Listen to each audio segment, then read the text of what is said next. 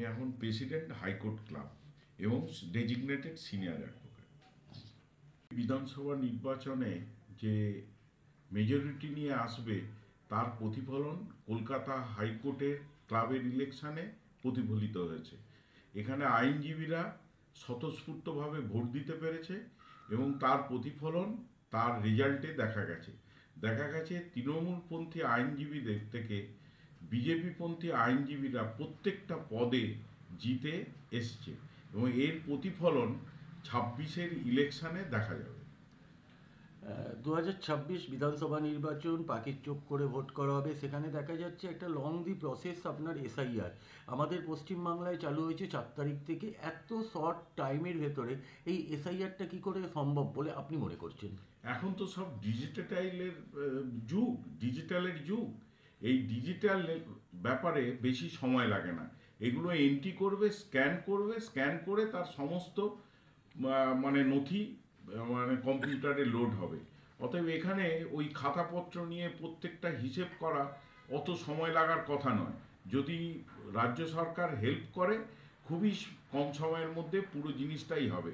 কারণ এইটার লক্ষ্য হচ্ছে যাতে ভুয়ো ভোটার এবং মৃত ভোটাররা যাতে না তাদের যে সমস্ত মারা গেছে তাদের ভোটগুলোও তো তৃণমূল জালিয়াতি করে এতদিন ধরে ভোট দিয়ে আসছে এবং যে সমস্ত এইগুলো যাতে না হয় সেগুলোর জন্যেই এই এসআইআর চালু করেছে নির্বাচন কমিশন। এটা তো নতুনভাবে নয়, এটা আগেও হয়েছে, এখন হচ্ছে। আর কারণ এখানে অনেক ভুয়ো ভোটার বেড়ে গেছে এবং এই ভুয়ো ভোটার দিয়েই তৃণমূল বারবার ক্ষমতায় আসছে। সেই জন্যে নির্বাচন কমিশন সঠিকভাবে সঠিক পদ্ধতিতে যাতে না আর ভুয়ো ভোট হয়, জালি ভোট হয়, সেই জন্যেই এই এসআইআর চালু হতে যেভাবে আপনার মানুষের মৃত্যু, অর্থাৎ বিএলওদের মৃত্যু থেকে আরম্ভ করে মানুষের মৃত্যু হচ্ছে ভয়েতে, আতঙ্কে, এগুলো তৃণমূল ছড়াচ্ছে। এসআইআর জন্য যে মৃত্যু হচ্ছে তার কোনো কারণ নয়। মৃত্যুটা হচ্ছে যে কোনো মানুষের যে কোনো সময় হতে পারে। এখন কি হচ্ছে, যে কোনো মৃত্যুই এসআইআর বলে ট্যাগ লাগিয়ে দেওয়া হচ্ছে। কোনো মানুষ হয়তো কার্যক্ষেত্রে যে কোনো সময় তার হার্ট অ্যাটাক করে মারা যেতে পারেন। সেটা যে এই এসআইআরের জন্যই মরছে তার কোনো কারণ নেই। যে কোনো লোক স্বাভাবিক মৃত্যুকেও এসআইআর মধ্যে ঢুকিয়ে দিতে চাইছে। যেভাবে বিএলওরা আজকে সিইও অফিস আপনার বিক্ষোভ প্রদর্শন করে, কতটা স্বচ্ছভাবে হবে বলে আপনি মনে করছেন এই বাংলা এসআইআর? এইগুলো তো রাজ্য সরকারের মদত আছে, সেই জন্যেই এই আন্দোলনগুলো করাচ্ছে। প্রত্যেকটা জিনিস আপনি ঠিকভাবে যদি তদন্ত করেন দেখবেন যে এরা সব তৃণমূলপন্থী কর্মচারী, তারাই এই জিনিসগুলো পার্টির নির্দেশে এইসব করে বেড়াচ্ছে। সব থেকে বেশি কোপ পড়েছে মতুয়াদের ওপরে, কি বলবেন আপনি? মতুয়াদের ওপরে কোপ পড়ার তো ব্যাপার নেই, ওদের জন্য সিএ আছে। ওরা অ্যাপ্লিকেশন করলেই হিন্দু সিটিজেনশিপ পেতে পারে। আমাদের সিটিজেনশিপ অ্যাক্টে অ্যামেন্ডমেন্ট করা হয়েছে। অ্যামেন্ডমেন্টটা কি হয়েছে, যে আমাদের ইন্ডিয়ার পার্শ্ববর্তী যে সমস্ত দেশগুলো আছে বা কান্ট্রিগুলো আছে সেইগুলোতে যদি মাইনরিটি কোনো জাতি তারা যদি অত্যাচার হয়, তাদের সেই বাঁচার জন্যে তারা যদি ইন্ডিয়ায় আসে, তাহলে সেই সব ধর্মাবলম্বী লোকদের আমাদের সিটিজেনশিপ দেওয়া হবে। সেই জন্যেই সিএ করা হয়েছে।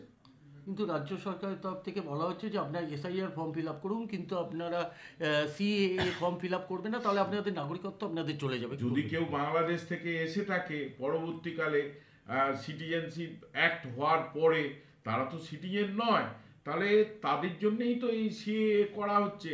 এতে না ফর্ম ফিল আপ করার ব্যাপার নেই। ফর্ম ফিল আপ করলেই সেই হিন্দু, শিখ, পার্শ্ববর্তী যারা মাইনরিটি তারা যদি ফর্ম ফিল আপ করে তারা এমনি সিটিজেনশিপ পাবে। বিরোধী দলনেতা বলছে 50% যদি স্যার আমাদের এখানে কমপ্লিট হয় তাহলে 2026 তৃণমূল সরকার উৎখাত হবে। স্যার যদি কমপ্লিট হয়, এসআইআর যদি কমপ্লিট হয়, এই ভুয়ো ভোট এবং জাল ভোট এবং মৃত ভোট এইগুলো ধরা পড়বে, এইগুলো আর ভোট দিতে পারবে না। সেই জন্যেই তৃণমূল এত ঝামেলা করছে। আচ্ছা স্যার, বিরোধী দল নেতা দুদিন আগে বলেছিলেন যে বাংলাদেশি ভোটাররা বিএলওরা নাম বাদ দিচ্ছে না, রাজ্য সরকার উপরে অভিযোগ করেছিলেন।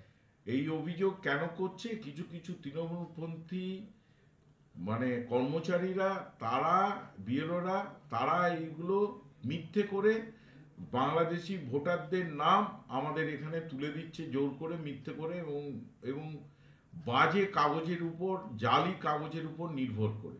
সেই জন্যেই এই কথাগুলো উঠছে। আচ্ছা স্যার, সবশেষ আপনাকে একটা প্রশ্ন করছি, যারা এসআইআর ফর্ম ফিল আপ করেনি কিংবা সিএএ ফর্ম ফিল আপ করেনি, ভয়ে কোনো কারণে হয়তো করতে পারছে না, কোনো দলের মদতে এতে হয়তো করতে পারছে না, আপনার তরফে আপনি একটা আইনজীবী হিসেবে আপনি তাদেরকে উদ্দেশ্যে কী জানাবেন? কেন্দ্রীয় সরকার যখন এসআইআর, নির্বাচন কমিশন যখন এসআইআর করছে, সেই এসআইআর করার অর্থই হলো সুষ্ঠু এবং স্বচ্ছ নির্বাচন করা। এই সুষ্ঠু এবং স্বচ্ছ নির্বাচন করতে গেলে এসআইআর করা খুবই জরুরি।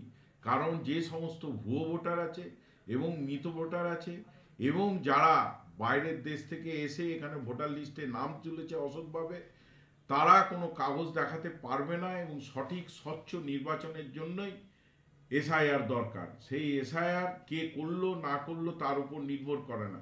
যে করবে না তার ভোটার লিস্ট থেকে নাম বাদ যাবে, তার ভোটাধিকার যে ক্ষমতা সেটা প্রয়োগ করতে সেই সিটিজেন পারবে না।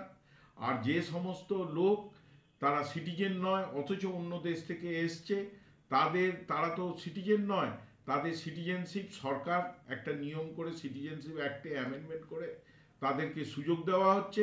যে সমস্ত আমাদের অ্যাডজয়নিং কান্ট্রি আছে, তাদের যে সমস্ত মাইনরিটি সম্প্রদায় আছে, তারা যদি এই সিএর আন্ডারে সিএতে অ্যাপ্লিকেশন করে, তারা এই দেশের নাগরিক পাবে। সেটা তো বলেই দিয়েছে কেন্দ্রীয় সরকার। অতএব প্রত্যেককেই বলবো, যারা নাগরিক নয়, অন্য দেশ থেকে এসেছেন স্বাধীনতার পরে, তারা যেন ইমিডিয়েট সিএ ফিল আপ করে এবং সুষ্ঠু এবং স্বচ্ছ নির্বাচনের জন্য এসআইআরও ফর্ম ফিল আপ করে।